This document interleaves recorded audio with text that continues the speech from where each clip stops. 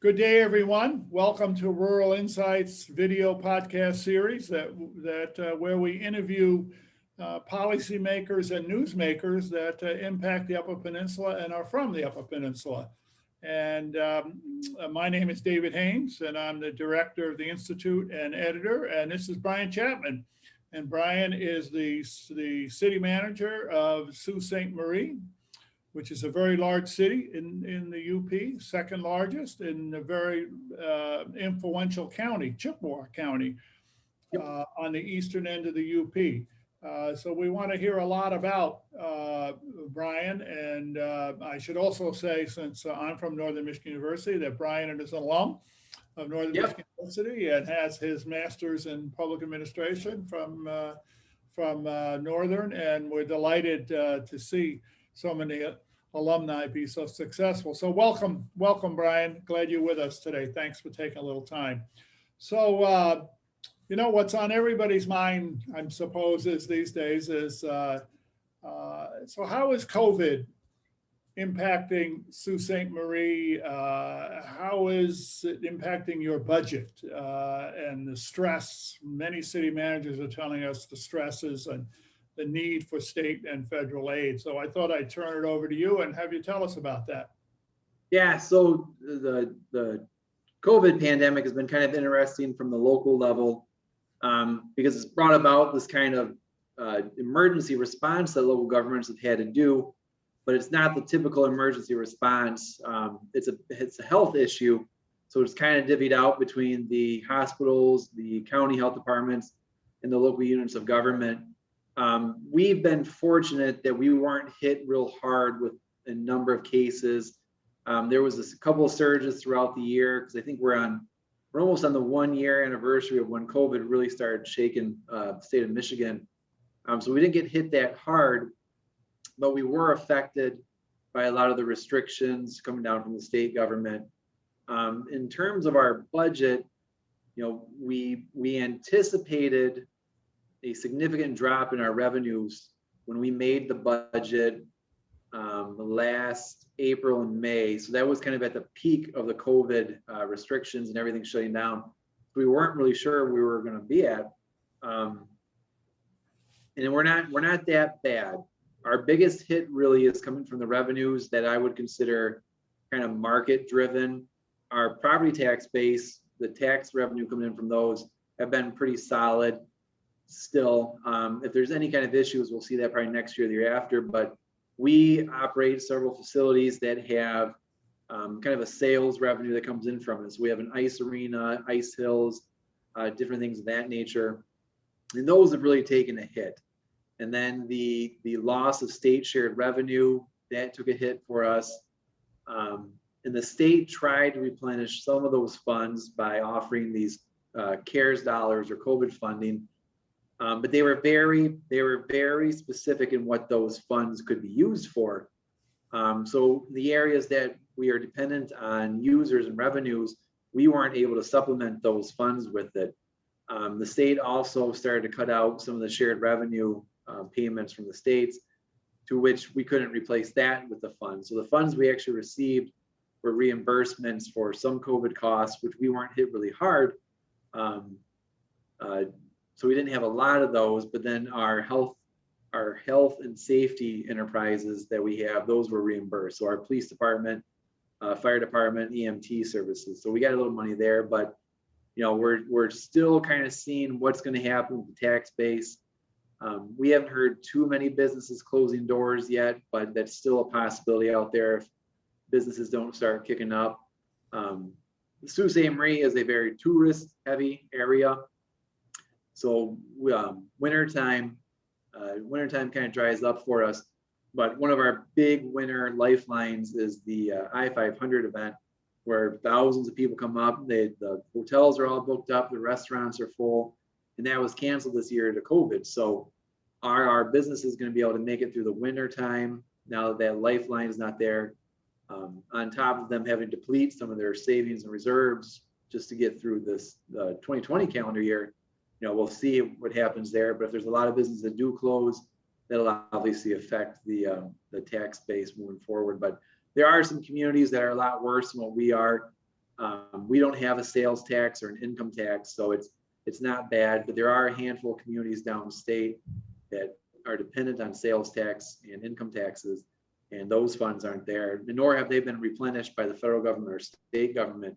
So that's certainly an issue with some of our colleague cities downstate.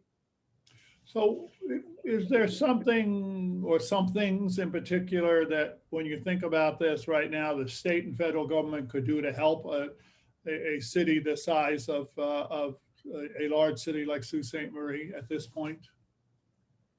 It's funding. It's really ensuring that we have some funding, but making it less restrictive. Like I said, when CARES dollars came down and the funding for COVID expenses came through, they were very restricted. They were very specific. If you watch some of the cities downstate, there's a few of them that actually turned the money back into the state because they didn't feel it was proper to kind of do the shell game where they're reimbursing themselves for services that they had budgeted for. So if any funding was to come down from the state or the federal government, it really needs to be less restrictive in terms of its use so that we can use that to help balance our budget in the areas that we are taking a hit in. So while we're on this and on COVID, of course, one of the advantages that you have is you have a large hospital, War Memorial. David John, as administrator, he's written for us. That's a good thing in your community, I assume, the coordination between you and them and the schools and public health, right, in the county? Yep. So we've actually been meeting weekly since the start of the shutdowns and the COVID pandemic. There was a need to start collaborating and really get on the same page with all of our different community stakeholders. So we've been doing it through Zoom, but we've set it up weekly conference calls. They started out being about an hour and a half long, but once we kind of got them down and we started realizing who's responsible for what, they kind of got streamlined, the meetings did. But yeah, we had a lot of really good coordination between War Memorial Hospital, Chippewa County Health Department. The Soo has a very large federal agency presence in the city. So we had the Coast Guard, Border Patrol, Customs, all of our federal partners were on the call. So we had, on average, it's probably about 30 different individuals representing all the different agencies, state, local, tribal, everyone. So we had a lot of good coordination. And like I said, we were lucky that we never had a big surge or anything that was similar to Detroit or in the larger metropolitan areas.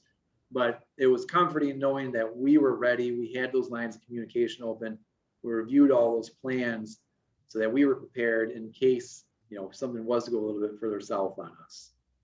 So you're right on the border with Canada. You have an international bridge to connect the two. I've been over it several times. You even got a webcam to tell you when the traffic's too heavy going the way that you can check. How has this COVID impacted? And now we have an essential travel block for Canada and the United States. How's that impacting Sault Ste. Marie, United States, and Sault Ste. Marie, Ontario, Canada? What's going on with that in your community? So the biggest thing would probably be the economic loss from having the border closed. So Sault Ste. Marie, our local economy, the city is only about 13,000 residents. Chippewa County is much larger than that, but our customer base in which these businesses set up in Sault Ste. Marie, Michigan, are much bigger because they actually span across the border. So we have a lot of Canadian residents that'll actually come over to Michigan, to our city, and do their shopping, whether it be groceries, clothing, supplies, whatever the case may be. So with the border closed, they weren't able to come back over to our city to shop. So a lot of our businesses are struggling because that loss of revenue. I mean, even think from the restaurants, our ice arena that we operate has a lot of men's leagues and we get fees from those. Those all canceled because a significant portion of their players come from Sault Ste. Marie, Ontario. So there's this real interesting relationship between Soo, Michigan and Soo, Ontario. And it's permeated in all of these areas within both of our communities. So the biggest hit really is the loss of dollars coming in from their city to us. On the flip side of that, right, the border communities in Canada are probably a little bit more supportive of closing it because all those dollars are staying in their communities that they would normally lose. Right. Tourism, that's really hurt us in both ways. But one of the interesting things is like our hospital here is staffed with Americans and Canadians. And these are vital positions, they're nurses, physicians, all of them. And when the border first closed, when COVID first was kicking off, they didn't allow any travel at all. And our hospital on this side was very worried. They're very concerned because they weren't sure if their staff was going to be able to get across the border. And that's kind of where our conference calls, our weekly conference calls came into play. David John with War Memorial Hospital expressed that concern, to which it made it to Customs and Border Patrol. And they assured him that those staff members with their proper IDs would be able to get back and forward. But there are a lot of Canadians that come across to Soo, Michigan that utilize our stores, LSSU, the restaurants, all that stuff. And it's really put a pinch on everyone not having that population here. So it's been interesting. I know the International Bridge Authority itself, which is funded 50% by the state of Michigan and 50% by the federal government in Canada, they're heavily dependent on revenues and the traffic counts going back and forward. And while their commercial traffic for the most part has been steady, they haven't seen too much of a decline there. Throughout 2020, their commuter trips and the small cars, non-essential cars going back and forward has dropped 85%, 90%. They've had to shift their staff to work in other areas in the state of Michigan, so they're not charging all that staff to their line items. But they're really hurt. They're really hurting, and there was always a concern on who was going to pick up that loss of funding for them. And I don't think it's necessarily 100% clear right now. Both governments are doing what they can, but that's another one of those items. If there's any kind of funding that comes down from the federal government or the state government, it needs to be a little bit less restrictive so that they could balance their budget with those revenues too. I mean, it's the same for all of us agencies. So it's been interesting. It's certainly been a challenge. We've had pretty good relations with our counterparts in the city of Sault Ste. Marie government. And it's been strained because we've been isolated from one another for so long. We've always looked for opportunities to work with one another, and this has kind of put a setback in a lot of that stuff. One of our bigger ones was the joint economic development marketing plan. Chippewa County is a trade-free zone. So we were trying to get a lot of businesses to trade back and forth between there. That's kind of been put on hold. So it's certainly impacted a lot of our own local plans and how we work with our counterparts over the river as well. So Sault Ste. Marie is really the only truly international city and border in the Upper Peninsula. And the other one would be down in Wayne County with Windsor across the bridge and Port Huron. But you are an international city in every way. How has that impacted your culture? I assume it's been a good thing, but most communities don't get that international flavor, advantage, exchange of culture, exchange of arts, education, business. Could you say a little bit about that? Yeah, so it is interesting. I've only been here about a year, and with the border being closed all year long because of COVID, I myself have not been able to experience it the way we wanted to. But it's interesting because we are a small rural urban community in the UP. Like I said, our population is about 13,000. But when you look at the entire region and you include Sault Ste. Marie, Ontario, our living area and the amenities here is one of a larger cities. Sault Ste. Marie, Ontario is about, I think, 65 to 70,000 residents. And the amenities that we don't necessarily have, they would have, and then the same this way too. So it's this neat relationship where there's an international line that separates and distinguishes both cities and both countries, but the way the two cities actually interact, it's almost like we are one large city. A lot of my counterparts throughout my organization, a lot of my friends in the community, they have very close ties or even family members that live over in Soo, Ontario. And like I said, a lot of them work here, a lot of Michigan, a lot of our residents work over there. So it really has made us this big metropolitan almost in this little corner of the UP. But with the border closed, it's really kind of put a strain on a lot of that. It's interesting. It really is, being an international community.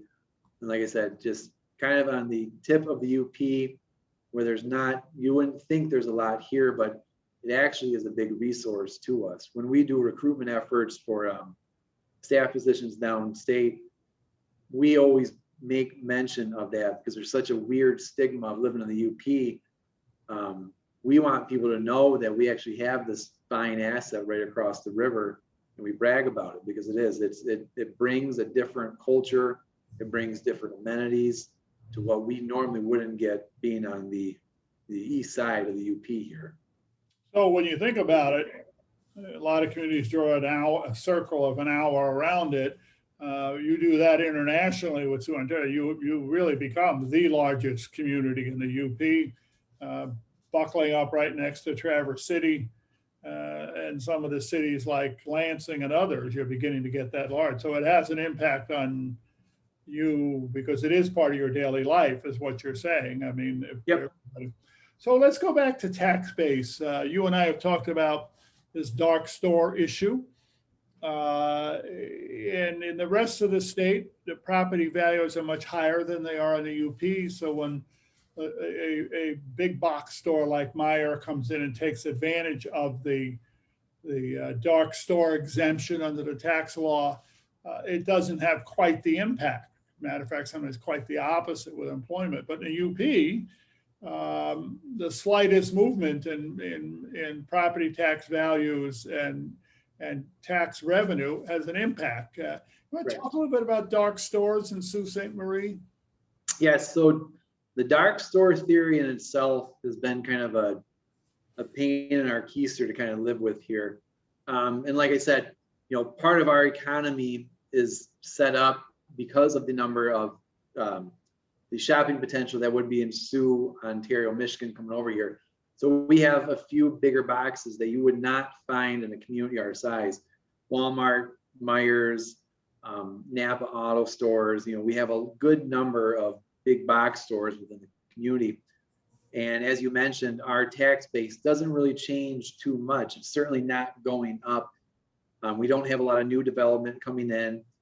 We're pretty much built out within our environment to what we could be. We're close to capacity. So anything that changes our tax base is usually in the negative.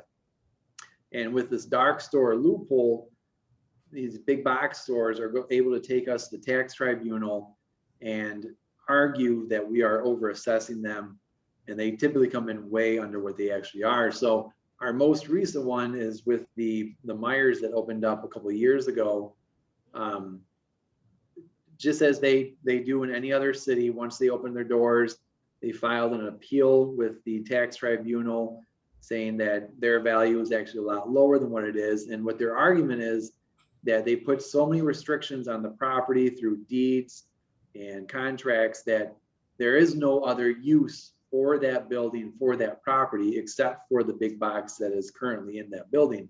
So they start looking at their comparables. They pull in a lot of older facilities throughout the state, and that just drops what their valuation is. Even though it's a brand new building that should be assessed up here, the comparables are a lot older and in different circumstances, so it actually brings them down there. So you lose tens of thousands of dollars a year on these buildings, but that's not the only cost associated with that too, because the tax tribunal is kind of this quasi-judicial forum. You have to hire attorneys, you have to hire experts. In those cases, the costs rack up. With the Meijers case, we spent roughly $800,000 on experts and attorneys, and we weren't even at the point of going to the tax tribunal to try the case. We were just preparing for the case. So you have all these unanticipated costs to prepare for the case, and then you actually fight it. So you got the attorney fees there. But typically what we've seen in the state of Michigan is that the tax tribunal is siding with these big box stores, and they're dropping the assessment values.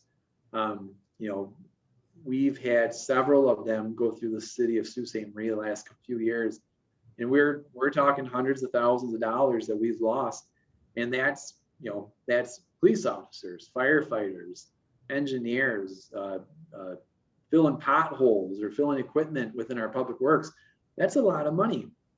And when the state has a municipal finance system set up so that the bottom falls out quick, but it's slow to recoup and go back up, it hurts. It hurts. And we're not like a normal business where if we have a loss of revenue, maybe we just close this division or we contrast our services. Our services are meant to be given out to all the city or all the residents, businesses within Sault Ste. Marie. So if our revenues go down, we can't just contract our geographic area and say we're only serving this area now. We're still on the hook for all those services and all those expenses. So there was always an argument in local government that we have an expenditure problem, but at this point, this stage of the game, it's really a revenue problem.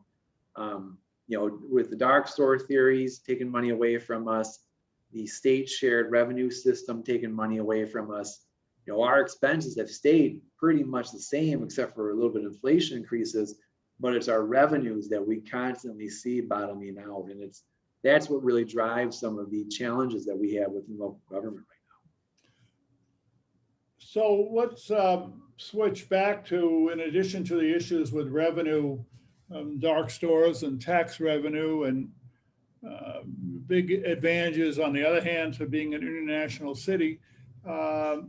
You also have one of the largest numbers of federal jobs in the Upper Peninsula since the air base is closed around the UP, the other military facilities, and it's having to do with the Soo Locks, which is a very important issue to international trade that isn't in your community. Can you talk about the Soo Locks in relationship to the economy that you manage?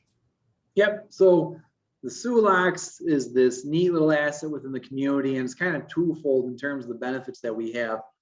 The Soo Locks itself is a large employer. They're part of the Army Corps of Engineers.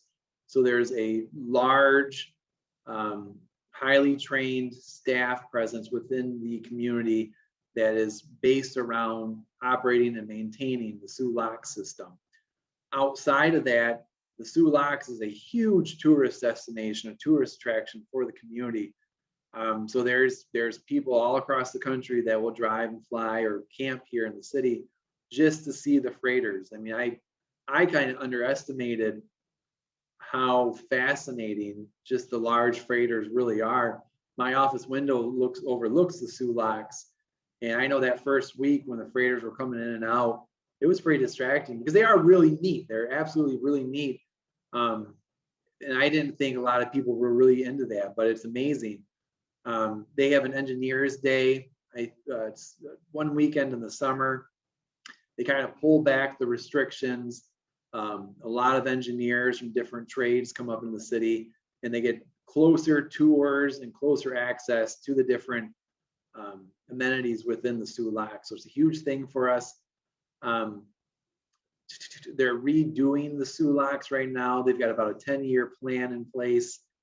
It's billions and billions of dollars that they'll spend here in the next couple of years.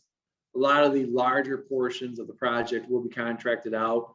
Those contractors will come from various areas within the country. They're trying to keep it within Michigan as much as possible, but some services just can't be offered or just aren't offered in Michigan. So the first phase here where they're dredging and deepening the channel system, that particular contractor had to come from Utah and Nevada because there wasn't a contractor like that in Michigan. But this next phase, the actual construction phase, they got a couple contractors from downstate Michigan.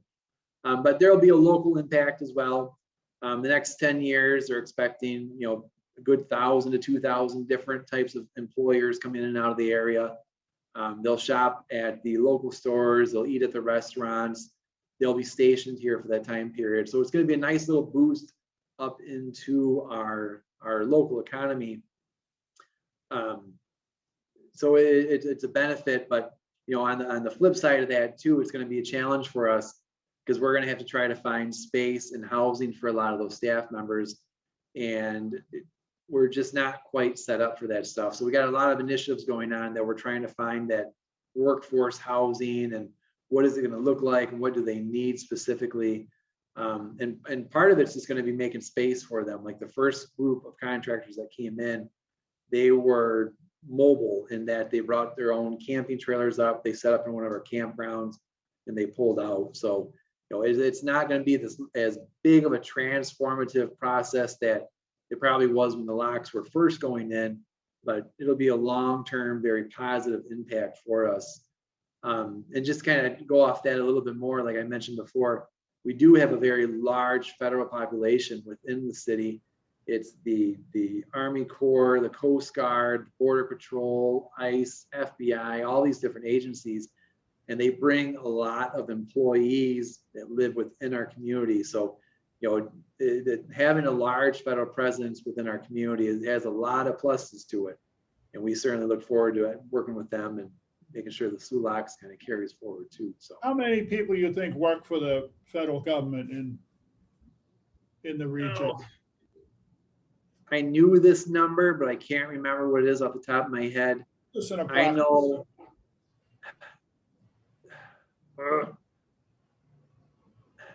I can't remember. I wish I remembered.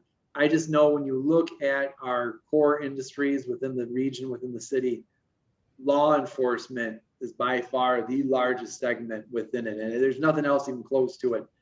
And so, I mean, that's not only local, county, state officers, that's all those federal law enforcement officers too. It's our biggest thing within the city. So as we get to the end here, tell us what you think is the most exciting going on. I know you've been in the news lately with becoming the headquarters for the so-called new launch sites that are being talked about in the UP and some others. So spend a couple of minutes just telling us about exciting news, good news in the Soo. So we are the Soo, and I'll even extend it out to the Soo region because some of it is our partners with Chippewa County. This whole area is on the cusp of great things and new development and new industries and new jobs. Like you mentioned, regionally within the county, the Chippewa County International Airport was just designated the mission control site for the Mission Launch Initiative that has a vertical rocket launch in Marquette and a horizontal launch down in Oscoda. And that's going to be a big thing for us. There's planned to be, I think, a couple of hundred very highly skilled jobs coming to the county based around that mission control center. So there's going to be some new opportunities with that. The Soo Locks has spurred some economic development already. Because of that, we've also been able to tap into a lot of federal grants. Our carbide dock, which is a major shipping asset that a lot of boats will pull up, unload their coal, or even the cruise lines that come into the city, they would unload people there. We got a $20 million grant for that project that includes a lot of reconstruction of our streets. We've got another $4 million in grants to redo parking lots and streets in our downtown. They had a lot of nice placemaking elements to it. All in all, we've probably got about $40 to $45 million in grants over the next 2 to 3 years that we're currently administering. So, this place had a lot of really great assets to it, and it just needed a little bit of shining and kind of taking off a little bit. And we're starting to get the funding to do all that stuff. So a lot of great things happening here. Our downtown is kind of on a resurgence. We got a lot of great private investment going into the buildings. And we just need to keep pushing forward. Some of the challenges are going to be moving forward. Like I said, workforce housing is going to be an issue, but also just neighborhood revitalization within the city and trying to update some of our housing stock. Like most Michigan communities, our housing stock is not the best. It's aged. It hasn't had a lot of upgrades to it. So we got to find some programs and some incentives and put them in place to kind of up our capacity and up our quality of housing. I'm a strong believer in the place talent kind of workforce cycle there. And in order for really to keep people coming to the city, we have to have great housing, we have to have great places, and that's all part of it. So that's kind of the challenges we're looking forward to in the future here. That's all based on trying to keep all these bigger employers in the area and really trying to take advantage of some of the assets and some of the upcoming projects like the Mission Control Center. So a closing comment, the other big institution we haven't talked about, and I'm sure an economic driver, is Lake State University, one of our most important and great state universities, competitor of my university in hockey, and communities, which is a sore topic these days. But talk us 2 or 3 minutes about you and Lake Superior State University. You've had some enrollment growth when others haven't in the recent year or two, and I just thought we'd close with your saying about that. And I'm thrilled to be in a college community, town and gown community, and be able to work with LSSU, even though I still fly my northern flag outside my house there. So it's kind of, it gets a little uncomfortable there, but you know, the city has a great relationship with LSSU, and they are an anchor institution for us, not only because they are the ones engaged in training the workforce for our area for tomorrow, but they're a huge economic driver for us too. I mean, the college kids that come into town, they live here, they eat here, they shop here, they have a big impact on our community. But the university as an institution, like I said, they supply the workforce around here with a lot of key staff. LSSU has a good nursing program that continuously funnels nurses to the hospital. My police department and my fire department, we have a good working relationship with those departments. They constantly feed us new and upcoming officers and firefighters and EMT personnel.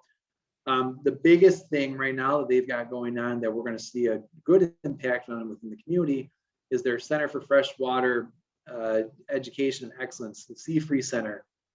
They're moving their fish biology program off campus. They're building this great building right on the river, right on our previously a brownfield. They're going to revitalize that whole area. We're partnering with them on new parks and new walkways and new seawalls. And we're going to have this leading research center for fish biology right here in the community. And that's a top draw for LSSU. That's one of their bigger programs. There's not a lot of those in the state of Michigan. So, you know, LSSU starting to break out a little bit more, and they're really having a big impact on us. And it's fantastic. Well, Brian, on behalf of all of us at Rural Insights Institute, thank you for doing this. It's been great, and it's even better that we're getting a chance to talk about all this with an NMU alumnus who flies the flag. And thank you very much. And we look forward to seeing you soon again. All right. Thank you, sir. Appreciate it. Good day. Bye-bye.